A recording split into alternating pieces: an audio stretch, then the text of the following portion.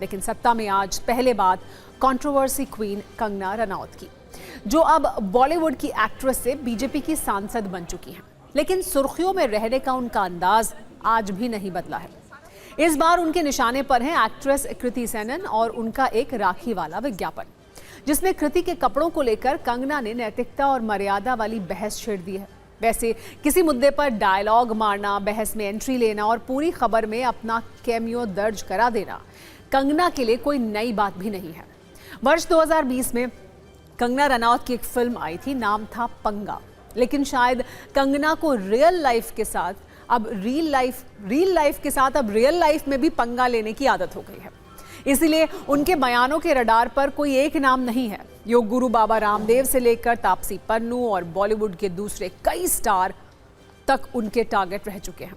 अब नया नाम है बॉलीवुड की एक्ट्रेस कृति सेनन का। पहले पूरा मामला आप भी समझ लीजिए। एक्ट्रेस कृति ने एक ज्वेलरी ब्रांड के साथ रक्षाबंधन के मौके पर एक एड शूट किया। इसमें उन्होंने कुछ ऐसे कपड़े पहने हैं जिसे लेकर सोशल मीडिया पर विमर्श और विवादों की चिंगारियां निकल रही हैं। कुछ लोगों का तर्क है कि कृति का आउटफिट भारतीय पारंपरिक त्योहार से जुड़े कैंपेन के लिए सही नहीं है।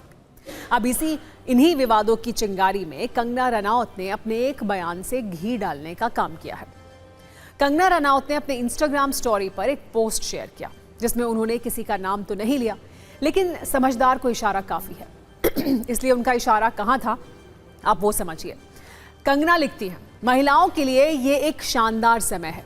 हमारी अलमारियां तरह तरह के कपड़ों से भरी हैं। आज की महिला ग्लोबल है। कॉकटेल ड्रेस से लहंगा चोली और जीन्स से साड़ी और बिकनी से शलवार कमीज तक आज हमारे पास इतने सारे ऑप्शंस हैं। तो फिर आप बिकनी या अंडरगारमेंट्स पहनकर भाई को राखी क्यों बांधेंगी? आपके स्टाइलिंग ऑप्शन कहाँ गए? ये ऐड जानबूझकर अजीब बनाया गया है। अब कंट्रोवर्सी क्वीन कंगना रनौत के इस पोस्ट को लेकर भी नई कंट्रोवर्सी शुरू हो गई है, जो कंगना के नैतिकता और मर्यादा वाले इस ज्ञान से असहमत हैं। वो पूछ रहे हैं, जो एक्ट्रेस खुद कई फिल्मों में बोल्ड कॉस्ट्यूम्स पहनकर सिल्वर स्क्रीन पर आ चुकी है, वो दूसरों के कपड़ों पर सेंसर बोर्ड कैसे बन सकती है? कई लोगों का सवाल ये भी है, जब खुद फिल्मों में किरदार के मुताबिक ड्रेस पहनी तो वो रचनात्मक आज़ादी और फैशन स्टेटमेंट, लेकिन जब बात किसी और की हो तो नैतिकता का बैकग्राउंड म्यूजिक क्यों? हालांकि कंगना को जवाब देने खुद कृति भी मैदान में आ चुकी हैं। उन्होंने भी पोस्ट का जवाब पोस्ट में दिया और लिखा, त्योहारों का असली मतलब आपके कपड़ों में नहीं, बल्कि उन भावनाओं और अर्थ में है जो आप अपनी परंपराओं के लिए दिल में रखते हैं।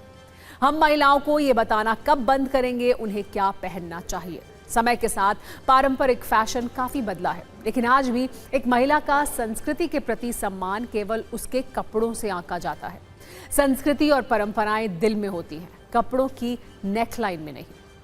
वैसे अपने पोस्ट में एक्ट्रेस कृति सेनन ने भी कंगना का नाम नहीं लिया, लेकिन इसे कंगना को जवाब के तौर पर देखा जा रहा है।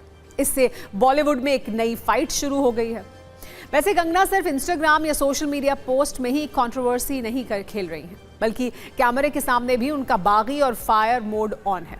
कृति सेनन के अलावा कंगना रनौत का बॉलीवुड की एक्ट्रेस तापसी पन्नू के साथ भी बयानों वाला पंगा चल रहा है। इसकी शुरुआत सस्ती कॉपी जैसे शब्दों से हुई थी और अब बात माता पिता और परवरिश तक पहुंच चुकी है। अब भी दोनों के बीच डायलॉग बाजी जारी है। कंगना ने फिर तापसी पन्नू को सस्ती कॉपी और बी ग्रेड फिल्में करने वाली एक्ट्रेस बताया, तो तापसी पन्नू ने भी इसका जवाब दिया। जब कंगना रनौत से इसी विवाद पर सवाल किया गया तो उन्होंने तापसी के साथ साथ बॉलीवुड से जुड़े कई लोगों को इसमें लपेट दिया। हालांकि तापसी पन्नू इस पूरे विवाद का बाहरी किनारा लेकर निकल गई।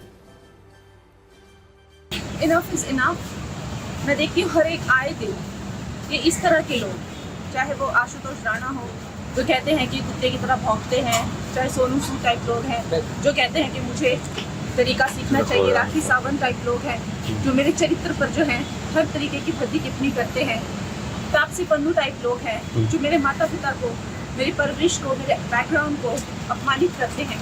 ये लोगों के लिए मेरा सिर्फ एक मैसेज है कि अगर आप लोग मेरे समान 1% भी लाइफ में सक्सेस नहीं कमा पाए हो तो मैं आपका कोई भी ज्ञान नहीं सुनूंगी। सब फेल और बिल्कुल अनवांटेड लोग जो है, मुझे जब देखो 4 गालियां देते रहते हैं मीडिया में आने के लिए, पहले आप कंगना रनौत बनो तो सही। बन के दिखाओ ना। लेकिन आप लोगों की मैं बिल्कुल कोई भी सलाह मशवरा नहीं सुनूंगी। आप खत्म क्यों नहीं होने देते ये बात? कोई क्वेश्चन पूछना हम दोनों से बंद करेगा ना जब ये वाला, तो ये इशू भी खत्म हो जाएगा। तो आप सब लोगों को या तो मजा आ रहा है देख के, तो सब लगे हुए हैं सेम सवाल पूछने। अगर आप जेन्युइनली चाहते सारे कि ये ना हो इशू, तो आप लोग ऐसे सवाल शायद पूछना बंद कर देते, तो ये बात कब की खत्म हो जाती। बॉलीवुड की कई हस्तियों के साथ तो कंगना का 36 का आंकड़ा चल ही रहा है। उन्होंने योग गुरु रामदेव के साथ भी चल रही जुबानी जंग को अपने एक बयान से एक्सटेंशन देने का काम किया है। असल में कंगना ने कॉकरोच जनता पार्टी के आंदोलन के दौरान जेनजी को गटर जनरेशन बताया था। इसके बाद टीवी9 भारतवर्ष के सत्ता सम्मेलन में आए योग गुरु रामदेव से इस पर सवाल किया गया था, तो उन्होंने न सिर्फ इसकी आलोचना की बल्कि कुछ ऐसा कह दिया था जो कंगना को बहुत चुभ गया।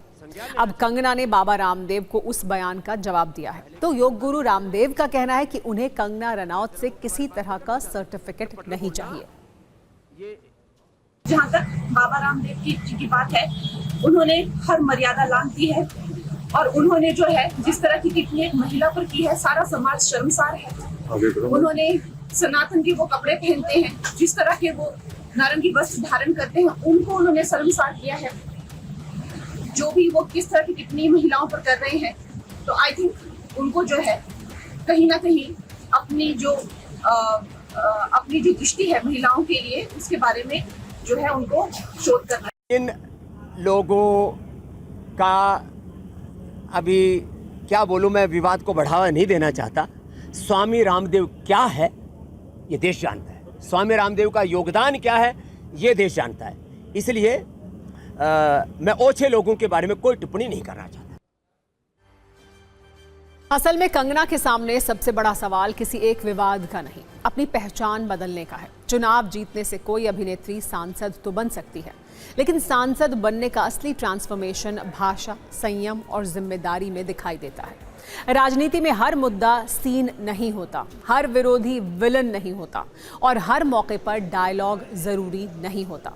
कंगना की समस्या शायद यही है कि उनका रील वाला कॉन्फिडेंस अब भी रियल पॉलिटिक्स की भाषा पर हावी दिखता है, जबकि संसद और सिनेमा में एक बड़ा फर्क है। फिल्म में गलत डायलॉग हो तो रीटेक मिल जाता है, लेकिन राजनीति में बयान का रीटेक नहीं होता, वो एक स्थायी रिकॉर्ड बन जाता है।